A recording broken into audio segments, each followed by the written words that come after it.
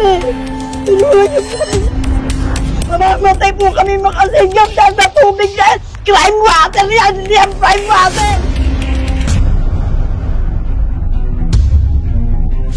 Malangsa po eh. Parang amoy linanguyan ng mga palaka. Prime water, ano na? Ano to, burak?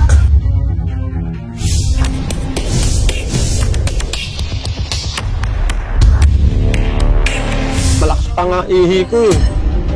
Parang kala mo pinaglalaroan kami dito ng prime water. Pati mga tauhan nila, mga bastos eh.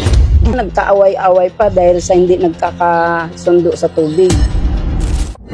I hear the problems of our Filipino people loud and clear. These are real, everyday struggles that ordinary Filipinos endure every single day. Hindi na mabilang ang reklamo na natanggap natin mula sa programa hanggang dito sa Senado tungkol sa bulok na serbisyo ng prime water. Walang sapat na supply, mahinang pressure, walang abiso kapag may interruption. At ang tubig na lumalabas sa gripo ay malakulay, burak, minsan ay mabaho pa. Ang ating mga kababayan, imbis na makatulog ng maayos, ay gumigising na alas 3 na madaling araw para lamang makapag-ipon ng tubig. Ang masaklap pa, patuloy silang pinagbabayad ng singil kahit wala namang supply ng tubig. And the big question is, would you even dare to drink that? O sige, prime water, kayo uminom ng mga tubig ninyo. Kung ang tubig ay hindi dumadaloy, ang bill naman umaapaw at minsan umabot pa ng daan-daang libo.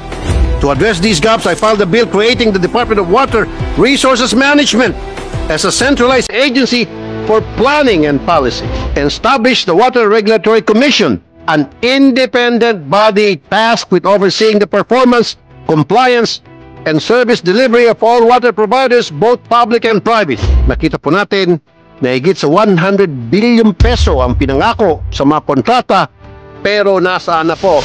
Napako. At the expense of the Filipino people. Mga proyektong dapat bumuhos, nawi sa patak-patak. Ang tubig ay isang public utility na hindi dapat maulit na mga ganitong kontratang may epekto sa bawat Pilipino na hindi alam ng taong bayan.